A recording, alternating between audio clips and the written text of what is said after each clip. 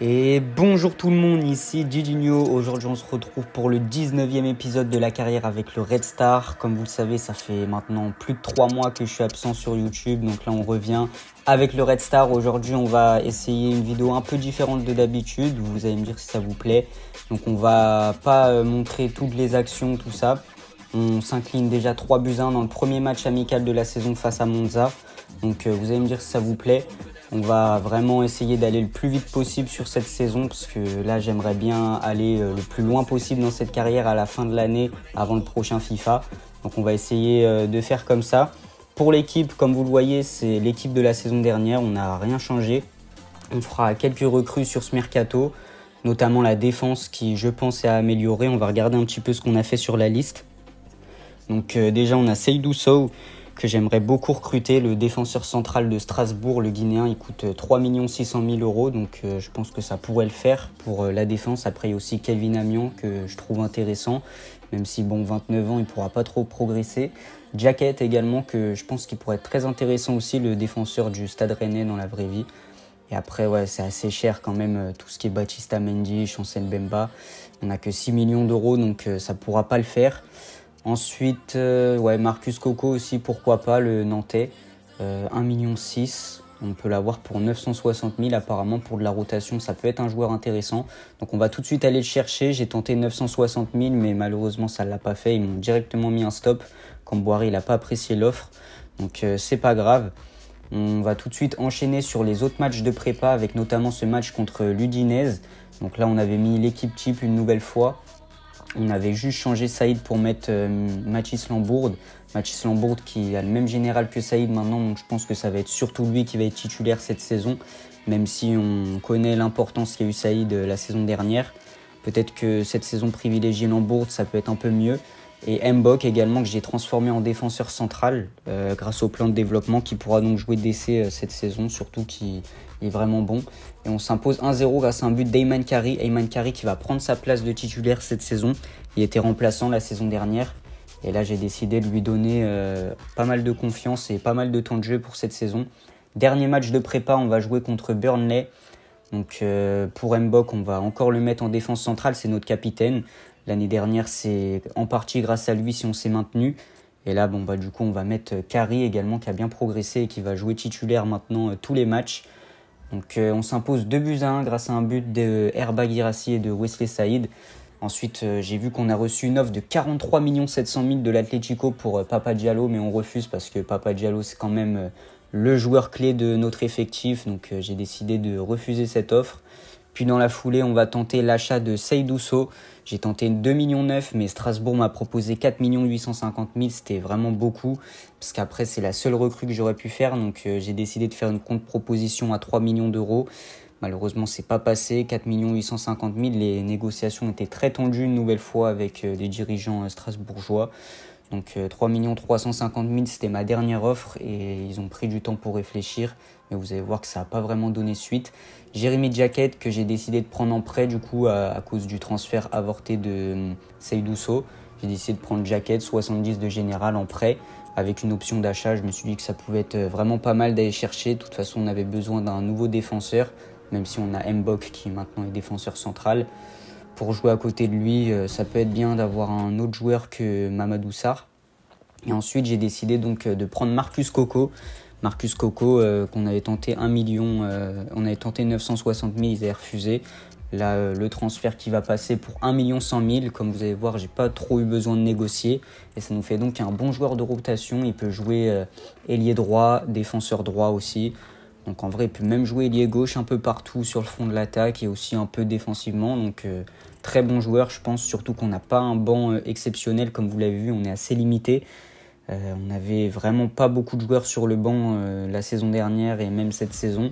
Donc c'est important quand même d'aller chercher des joueurs de rotation. C'est pour ça que j'ai décidé de ne pas prendre Seydou Sow, qui avait un bon général, mais on a quand même pris un autre défenseur avec Jacket qui arrivait donc gratuit parce que c'est pas un joueur, c'est un joueur qu'on a pris en prêt. Et là donc Marcus Coco qui est pas très cher. Et ça pourra nous laisser une troisième recrue éventuelle au mercato d'hiver ou même à la fin de ce mercato. En tout cas, on a donc pris Marcus Coco qui prend donc le numéro 14 et qui sera très important dans la rotation cette saison. Je vais vraiment lui donner pas mal de temps de jeu. Ensuite, bon, j'ai quand même tenté pour Seydou Sow. Comme vous allez le voir, on a vraiment tenté de négocier à un maximum, mais c'était vraiment compliqué. Strasbourg, ils ne voulaient vraiment pas lâcher l'affaire. Et puis nous, on avait un budget assez restreint à cause des 2 recrues qu'on avait fait avant. Donc au final, ça ne l'a pas fait parce que vous allez le voir, on a réussi à convaincre les Strasbourgeois, les dirigeants. Mais après, avec Seydou Sow au niveau du salaire, ça a coincé. Donc finalement, le transfert n'aura pas lieu malheureusement. Et Seydou Sow ne va pas venir cette saison au Red Star. Peut-être la saison prochaine, mais en tout cas cette saison, ça ne le fera pas pour Seydou Sow. Dans la foulée, on apprend le transfert de Jeremy Jacket pour 2 ans en prêt. On lèvera peut-être l'option d'achat la saison prochaine. Et au niveau de l'équipe type, du coup, après ce mercato, on va faire quelques modifications en mettant bien Mbok défenseur central et en mettant Ayman Kari au milieu de terrain. Donc Mamadou Sarr, il va être titulaire en défense à côté de Mbok. Sarr, il va essayer de progresser un petit peu. La saison dernière, on a vu qu'il était vraiment très important. On l'avait recruté en hiver pour élever le niveau de la défense. Et ça l'avait très bien fait. Donc là, on va mettre Coco sur le banc. Junior Diaz, on va le mettre en réserve. Je pense qu'on va même prêter Junior Diaz. Parce que Junior Diaz, on sait que c'était compliqué au début de la saison dernière. Premier match de Ligue 1, c'est donc contre l'OGC Nice. Et on s'incline 2-1 à cause d'un doublé de Gaëtan Laborde. Nous, c'est Papa Diallo qui a marqué. Et on voit qu'il est très important et on a bien fait de ne pas l'envoyer à l'Atlético Madrid. Parce que c'est en partie grâce à lui si on peut faire une grande saison. Pour le match contre l'Olympique Lyonnais, je crois, on va mettre Zagué. Je voulais mettre Coco défenseur droit, mais c'est vrai que c'est pas vraiment son poste. Je pensais pas qu'il perdait autant si on le faisait jouer défenseur droit. Donc là, ah non, c'est pas l'Olympique Lyonnais, c'est l'AS Monaco. Et c'est un match que j'ai décidé de jouer. Le deuxième match de cette Ligue 1 Ligue 1 McDo.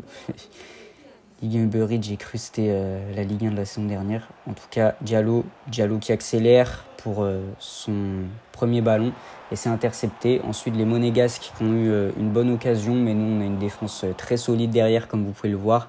Ayman Kari avec Jean-Philippe Crasso. Crasso qui a voulu trouver Diallo, mais c'était un peu trop téléphoné. Et ensuite, les Monégasques qui ont essayé d'attaquer avec Lukovic, qui a tiré, et la parade de Romain Risser qui nous maintient pour l'instant dans cette rencontre à 0-0. La frappe et ça passe à côté. Romain Risser qui peut dégager. Ensuite, les Monégasques qui ont eu une nouvelle occasion dans cette rencontre. Les Monégasques qui ont marqué ici grâce au numéro 25, Crépin Diatta, qui vient ouvrir le score. Et nous, il va falloir qu'on revienne dans cette rencontre. C'était toujours compliqué après cette ouverture du score et Robin Risser qui a une nouvelle fois fait une bonne parade pour nous sauver. Et là, on voulait égaliser, mais les Monégasques toujours très dangereux. Nous, on n'a pas vraiment d'occasion. Ici, il y a un hors-jeu juste avant la mi-temps. Monaco qui aurait pu mener 2-0 à la pause, mais finalement, ça l'a fait avec un hors-jeu pour nous. Et la dernière occasion vraiment avant la mi-temps avec Lukovic qui part seul au but. La défense totalement dépassée. Robin Risser qui se fait avoir sur cette frappe. 2-0. Le but de Lukovic qui nous met vraiment dans le mal. Et à la pause, on va donc faire quelques changements, comme vous allez le voir. On a décidé de faire rentrer pas mal de joueurs du banc. Notamment, vous allez le voir, on a fait rentrer Wesley Saïd. On a fait rentrer Herba Guirassi en pointe. Donc Wesley Saïd à droite. Et on a également décidé de mettre Marcus Coco en défenseur droit, même s'il prend -5. Je me suis dit que pour aller égaliser et marquer des buts, il fallait vraiment apporter un profil offensif en défense. Donc c'est pour ça qu'on a fait ce choix-là. Jacquet en défense centrale et Ethan Mbappé au milieu de terrain. Donc voilà, vraiment pour voir tout ce que notre effectif peut apporter. Jacquet, il n'a pas encore joué, donc ça va être ses débuts sous nos couleurs. Et au niveau de l'équipe, on a gardé ça comme ça. Donc voilà, c'est parti, les Monégasques à l'attaque avec Minamino dès le début de cette seconde période et Crépin Diatta avec un peu de réussite qui peut frapper, ça revient et ça passe à côté. La cage était vide et l'attaquant a totalement raté sa frappe. Ensuite, nous, on continue de subir dans ce match. C'est très compliqué pour notre équipe. La frappe arrêtée par Romain Risser et le tacle parfait de Jawen Adjam. Papa Diallo qui peut passer sur le côté ensuite. Papa Diallo très bon avec Herba Guirassi. Et Herba Guirassi qui manque sa frappe, c'est dégagé par le gardien. Ensuite, les Monégasques toujours très dangereux. Nous, c'est vrai qu'on n'a vraiment pas beaucoup d'occasions. On a énormément subi. Et là, une défense une nouvelle fois pas bonne du tout. Et 3-0 pour Monaco qui est en train de nous plonger dans le doute sur ce début de saison. Wesley Saïd qui bombarde sur le côté une nouvelle fois. Et Wesley Saïd qui, sur son entrée, est plutôt bon et qui va pouvoir adresser une bonne passe sur Guirassy qui n'a plus qu'à finir. 2 joueurs qui viennent de rentrer et 2 joueurs décisifs. Ça montre que la rotation est très importante dans cet effectif. Et Herba Guirassy qui nous permet de revenir à 3-1. Bon, maintenant, il va falloir redoubler d'efforts si on veut aller égaliser parce qu'on a quand même pris un sacré retard. Et là, une nouvelle fois, plutôt bonne défense de notre part.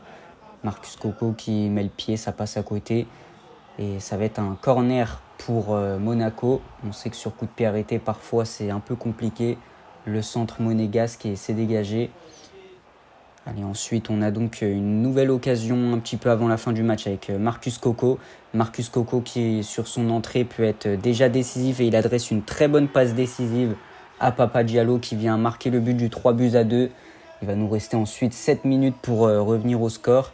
Et Marcus Coco déjà décisif avec une première passe D en Ligue 1 sous les couleurs du Red Star. Ça montre qu'on a bien fait d'aller le chercher.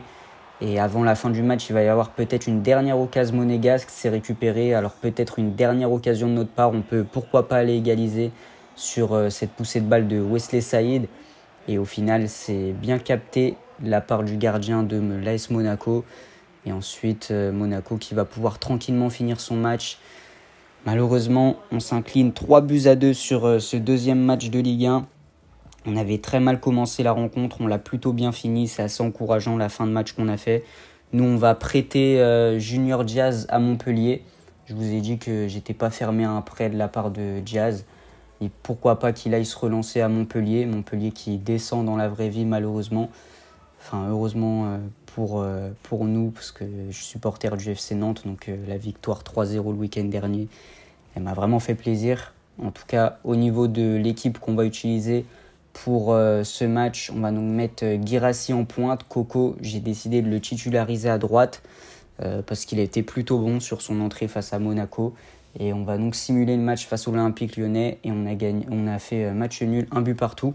Ensuite, pour une dernière recrue sur ce mercato, j'ai décidé de prendre toujours dans la rotation Fodé Ballo-Touré parce qu'on a vu que la rotation était très importante, notamment avec les entrées qui ont tout changé face à Monaco.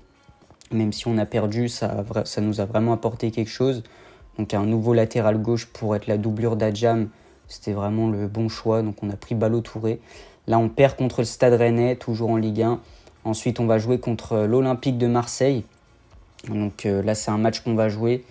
On va mettre Lambourde en ailier droit et on va également mettre Ballo-Touré sur le banc. Pourquoi pas le faire rentrer pour voir un petit peu ce qu'il peut apporter à cette équipe. C'est parti face à l'Olympique de Marseille. En tout cas, pour l'instant, on est très mal classé. Pas de victoire encore pour notre équipe. Donc peut-être l'occasion de lancer notre saison ici face à l'OM. Yoram Zagué sur le côté, le centre. Et déjà une bonne première occasion pour nous, même si c'est pas passé. Le bon centre de notre défenseur droit parisien. Là, le tacle est vraiment parfait de la part de Mbok, le capitaine qui montre une nouvelle fois son importance dans le jeu. Adjam sur le côté sur un très grand exploit individuel, le passement de jambes exceptionnel. Et Jawen Adjam qui vient marquer. Quelle occasion de Jawen Adjam, notre latéral gauche qui montre qu'il peut être exceptionnel offensivement aussi. Et c'est vraiment ça qu'il nous faut dans notre équipe, des pistons vraiment capables d'aller chercher le but. Et là, Jawen Adjam, c'est exactement ce qu'il a fait sur cette action. Il est passé vraiment... c'était très facile pour lui. Et il a éliminé le défenseur parfaitement ici, comme vous voyez, avec le passement de jambes. Et derrière, la frappe enchaînée magnifique qui vient conclure. 1-0 pour notre équipe. On n'espère pas se décourager. C'est vrai qu'on n'est pas dans une grande période en ce moment. Pas de victoire en Ligue 1 pour nous. Donc on n'espère pas se faire attraper par les émotions. Allez, Crasso sur le côté qui a trouvé Lambourde. Lambourde qui peut directement repasser sur Crasso. Et ça peut faire 2-0 ici. La grosse frappe de Jean-Philippe Crasso. Et ça fait 2-0. Le Red Star qui accentue le score face à l'Olympique de Marseille. Et pour l'instant, ça sent bon pour une première victoire. Même si on n'est pas à l'abri que Marseille revienne au score.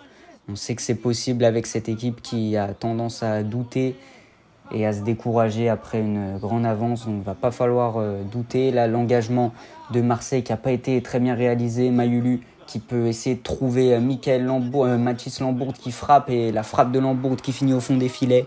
3-0. Quelle erreur de la part de Marseille sur leur engagement. Ils ont vraiment pas bien joué le coup. Et là, Mayulu, magnifique, il adresse une super passe pour Mathis Lambourde. Et notre ailier droit, l'ancien Rennais, qui vient marquer ce but du 3-0, ça nous fait une avance très confortable. Mais là, le ciseau de la part de l'attaquant de Marseille qui va nous plonger dans le doute une nouvelle fois. Et on espère vraiment pas prendre de remontada face à l'Olympique de Marseille. En tout cas, ce but, il est vraiment magnifique et il relance totalement l'espoir pour les Olympiens. Et là, vous le voyez, ce centre et ce ciseau vraiment magnifique de la part de l'attaquant. Ça laisse aucune chance à Robin Risser, ça vient trouver la lucarne opposée. Et ensuite, on a donc une nouvelle occasion pour l'Olympique de Marseille ici avec un nouveau centre et une tête. Juste avant la mi-temps, 3-2. Ça montre que notre équipe, elle a vraiment un mental assez faible. Et ici, on se fait surprendre une nouvelle fois par un centre. C'est souvent les centres, là, 2 centres, 2 buts sur cette première période. Va falloir essayer d'être un peu plus précis au marquage dans les airs. On se fait avoir par un ciseau et une tête, donc on va tenter de faire quelques changements à la pause pour régler ce souci. C'est parti, on va donc procéder à quelques changements. On va donc mettre... alors qui on peut faire rentrer? On va mettre Umtiti à la place de Sarr, peut-être qu'il sera meilleur dans les duels, on verra. Ensuite on va changer Zagué pour faire rentrer Coco. Et on va mettre Ethan Mbappé au milieu de terrain à la place... de Ayman Kari. Donc voilà pour les changements. On va essayer de ne pas prendre de but, peut-être aller en mettre un 4e pour reprendre une avance confortable. En tout cas, on s'est un peu découragé en fin de première période. Bon là, vas-y, on va quand même faire entrer Saïd et Guirassy pour apporter quelque chose offensivement. On a fait vraiment pas mal de changements et on espère conserver cette avance d'un but et surtout pas se faire égaliser. Première occasion de Marseille qui continue sur sa dynamique. Là, ils sont en pleine confiance, les Marseillais, après leurs 2 buts marqués à la fin de la première période. Nous, on peut peut-être contre-attaquer avec Papa Diallo qui se balade. Et Papa Diallo, le festival en défense, c'est bien arrêté. Ça peut être un bon corner pour nous. Malheureusement, le corner, je crois qu'il n'avait rien donné. Les Marseillais qui pouvaient attaquer et ça passe au-dessus de la cage de Risser. Risser qui va pouvoir dégager ici. Et nous, il va nous rester... 30 minutes à tenir dans cette rencontre. Ici, on n'a pas eu de nouvelle action et Marseille qui peut récupérer. Alors là, le joueur, je ne sais pas ce qu'il fait, il est en train de boiter sur le terrain. Nous, on n'arrive même pas à récupérer le ballon. Et ensuite, Loan Doucet qui s'est bien battu pour aller récupérer le ballon du joueur qui était vraiment... je ne sais pas ce qu'il faisait, il marchait et il avait du mal à conserver le ballon. Grosse faute du défenseur de Marseille, pas de carton, mais ça va être un très bon coup franc pour nous. Et Seny Mayulu qui va pouvoir l'exploiter. On espère marquer un 4e but et prendre une avance très confortable. L'extérieur du pied de Seny Mayulu et c'est bien arrêté par le gardien. La frappe manquait un peu de puissance. Mayulu qui n'a pas pu aller marquer ici. On va jouer contre Le Havre, le prochain match de cette Ligue 1. On espère aller chercher une 2e victoire. Parce que oui, on a bien gagné 3-2 face à l'Olympique de Marseille. C'était le score final du match. Et là, face au Havre, il nous faut une 2e victoire consécutive. On fait match nul, 1 but partout. Malheureusement, je crois que cette saison, on va encore se retrouver à jouer le maintien. Ça commence à être compliqué pour nous. Match face à Lorient et on perd 2-1. Lorient, c'est pas une grosse équipe du championnat. C'est une équipe qui fait souvent l'ascenseur entre la Ligue 1 et la Ligue 2. Donc perdre contre eux, ça montre vraiment qu'on joue le maintien cette saison. On perd contre Lille ensuite dans la foulée. On est vraiment là dans les 3 dernières places du championnat. Ensuite, match contre Lens. Une nouvelle fois, match très important. Il nous faut une 2e victoire. Et ici, on fait match nul, 2 buts partout. On n'arrive pas à gagner, même si Papa Diallo est exceptionnel. Il a mis un doublé encore aujourd'hui. Là, on va avoir un match contre le FC Nantes. J'ai décidé de changer quelque chose dans l'effectif avec Guirassy qui va être titularisé ici. Samuel Umtiti en défense centrale. Pour aller chercher une victoire, je vais essayer de... vraiment changer quelque chose. On va mettre Coco à droite pour peut-être apporter quelque chose de plus offensif face à une équipe de Nantes qui joue très défensif, on le sait. Et Ethan Mbappé qui va jouer en milieu central. Donc voilà, on espère aller chercher une 2e victoire face au FC Nantes. Et cette fois-ci, on s'impose 3-1 grâce à Papa Diallo une nouvelle fois qui confirme avec un triplé. C'est vraiment un joueur exceptionnel et heureusement qu'on n'a pas cédé aux grosses offres de l'Atlético Madrid. En tout cas, le prochain match, il sera donc contre Strasbourg, comme vous le voyez. Et nous, au classement, on est 14e, donc ça va. On prend un peu de large sur le maintien, même si ça va vraiment être le principal objectif cette saison. En pointe, on va mettre Herba Guirassy ou Wesley Saïd qui va jouer en pointe. Saïd, on le met beaucoup sur un côté, mais on oublie souvent qu'il peut jouer en pointe. Donc là, je vais le faire jouer à ce poste-là aujourd'hui. Et on va simuler le match contre Strasbourg. On espère aller chercher une deuxième victoire consécutive, ce qu'on n'a pas fait depuis le début de saison. On perd 2-0 face à Strasbourg. Le match qui suit, c'est un match contre le Paris Saint-Germain, le derby parisien. Dans les dernières confrontations face au PSG, on en a eu pas mal la saison dernière. On en a eu également en Coupe de France. Ça s'est rarement bien passé. Après, le Paris Saint-Germain, c'est vrai qu'ils ont vraiment un niveau bien supérieur au nôtre. Donc, on va jouer avec nos armes sur ce match. On va tenter d'aller chercher un résultat. Face aux grosses équipes, pour l'instant, on s'en est plutôt bien sorti avec une victoire face à Marseille. Monaco, on était proche d'aller gagner. Et Lyon, on a fait match nul. Donc là, voilà, le coup d'envoi donné par le Paris Saint-Germain. La première frappe et premier but déjà pour les Parisiens dans cette rencontre. On subit énormément, il fallait qu'on s'y attende avec la tactique de Luis Enrique. On ne va pas beaucoup voir le ballon. Et là, c'est Randal Kolo Muani qui est revenu de son prêt de la Juve et qui vient marquer ce but pour ouvrir le score. Yawen Adjam, toujours très offensif, on aime beaucoup ce profil sur le côté. Adjam qui rentre et qui adresse une très bonne passe D pour Crasso. Adjam, il est vraiment exceptionnel dans son rôle offensif du côté gauche. C'est un très bon piston et c'est exactement le type de joueur qu'on veut dans notre effectif. Et là, Crasso, une nouvelle fois, il vient mettre un tap-in, mais c'est un tap-in qu'il faut aller mettre quand même. Et on vient égaliser sur cette action. Ça relance totalement la rencontre et on va essayer d'aller en mettre un deuxième. Ensuite, les Parisiens qui continuent d'être dangereux ici avec ce coup franc joué très rapidement. Et notre défense qui peut dégager sans problème. Adjam avec Diallo qui est trouvé sur le côté. Il est très bon en dribble, on sait qu'il peut faire des différences et là il l'a fait, cette différence sur le côté. Diallo, la bonne passe une nouvelle fois pour Crasso. Et Crasso qui nous met un deuxième tap-in dans ce match avec un doublé. C'est un très bon finisseur, Jean-Philippe Crasso, devant le but, même quand il est tout près. Il y a certains joueurs qui peuvent paniquer, rater. Lui, il panique pas, il vient marquer ce but-là sur une très grosse action de de Diallo, qui a laissé aucune chance aux défenseurs et qui une nouvelle fois montre qu'il est titulaire indiscutable. Parade de Risser ici sur cette frappe. Les Parisiens qui multiplient les assauts face au but et ici ça fait 2-2 avec cette frappe magnifique de Vitinha qui vient tromper Robin Risser. On savait que Paris aurait eu beaucoup d'occasions sur cette rencontre et là ça se confirme avec vraiment pas mal de situations pour eux. 2-2 et ça va bientôt être la mi-temps dans cette rencontre.